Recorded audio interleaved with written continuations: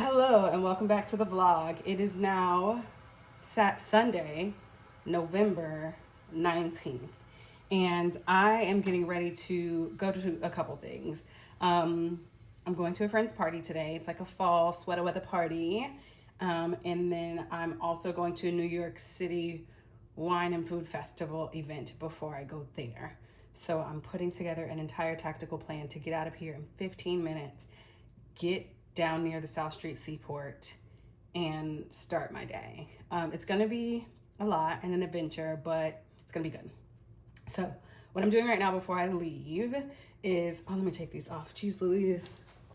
What I'm doing right now before I leave is batching a cocktail. I made this cocktail for my holiday party last year. I love making batch cocktails for parties just because you don't want to stop and make drinks the whole time. But you want something that's good and strong and flavorful and on theme and all that good stuff. So I'm making this. I made it with Crevassier last year for the holiday party. I'm making it with Hennessy now, and it is Hennessy Calvados. The bottle for that is gone because I used the rest of it. Calvados is like apple pear brandy. So Hennessy, Calvados, lemon juice, agave nectar. So a little citrus, a little sweet, spirits, all that good stuff.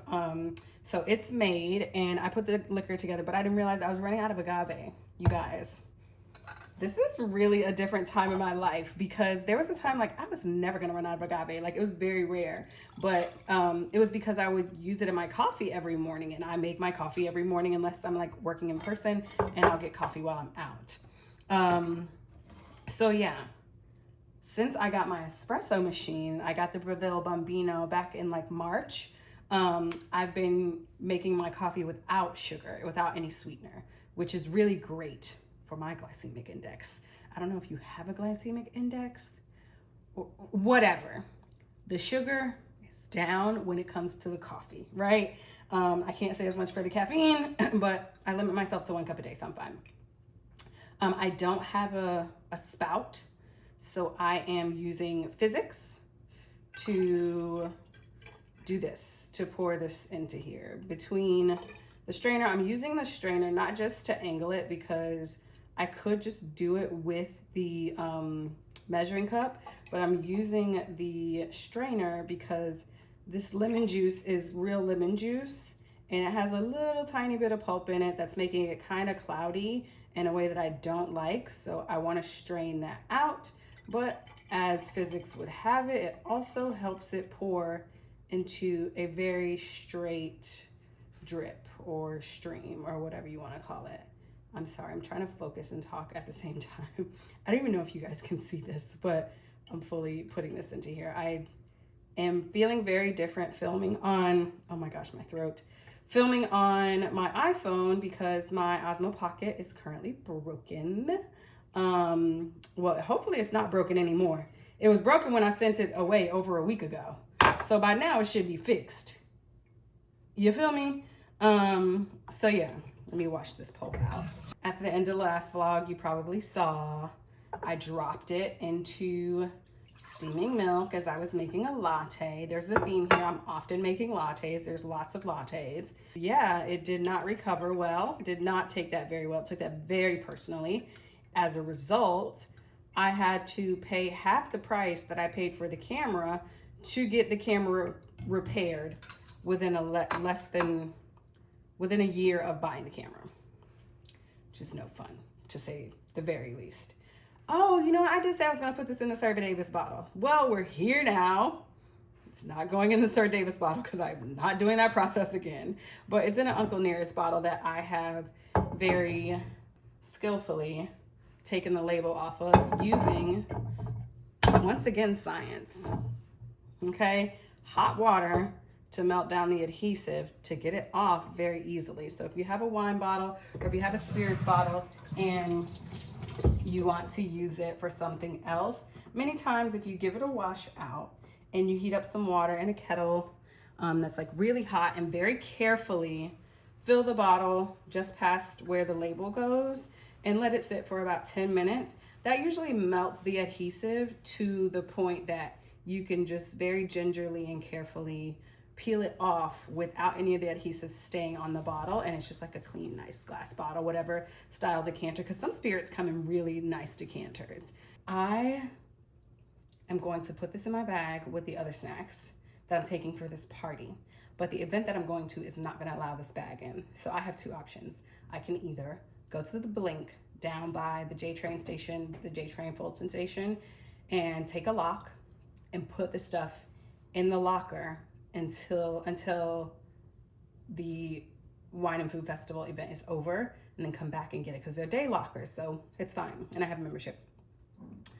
Or there's an office building, one of my work office buildings is down there, so I'm gonna take my badge too and see if I can leave it in the building for the couple of hours that I need to go down to this event and capture some content and enjoy myself and eat some seafood, and then come back and get it. So those are my options.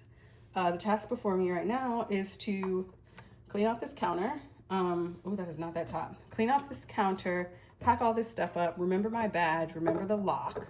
I don't even know where my gym lock, I do know where my gym lock is because I have a purse bowl, but my purse bowl at my door is a purse box. I look in the purse box and that will have the gym lock. I actually have a lock because I went to the pool, and New York City pools are really hard to get into. There's a lot of rules, lots of rules, lots of requirements, things you need to go get. I was like, I thought I'd pay my taxes. I live here. I have an ID. I can get into the pool. They're like, not so fast. Not so fast. Alrighty. Well, I am going to get this show on a road.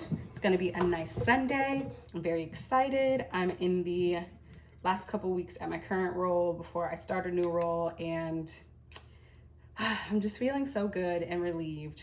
I'll have to tell you all more about kind of my my job hunt story and just kind of where I landed and what I really want in this next chapter, which includes you all and content creation. So I'm very excited about that. But thanks so much for hanging with me for this segment. Let's get out the door and on the way, because I need to find some coffee too. But what I think I'm going to do, look how yappy I am. I'm going to get a coffee from Blue Bottle down by where I'm stopping. There's a Blue Bottle down there, and their seasonal lattes are really good. So that's the move.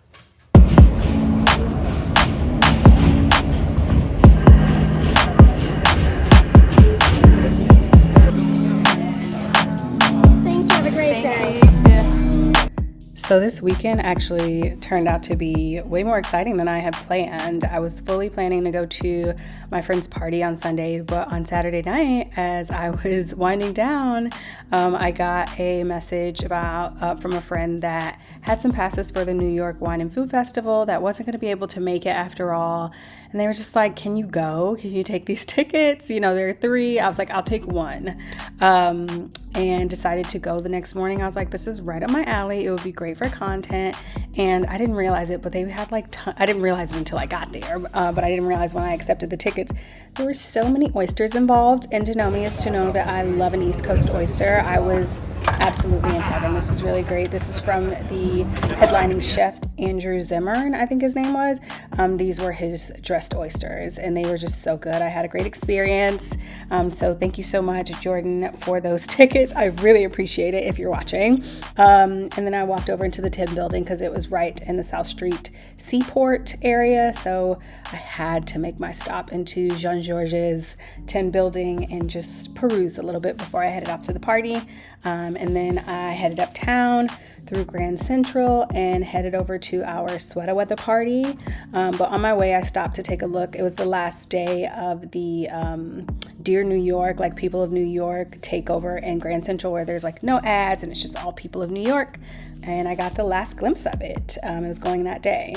But then I headed over to the party and it was great. She put out a whole beautiful spread. We all brought our girl dinner, picky bits, and just had a really nice Sunday afternoon and got to catch up and enjoy the fall weather. This week's vlog has been a shorter one, but I wanted to really stick with it even though I didn't have my camera. So thanks so much for watching, and I'll see y'all here again next weekend.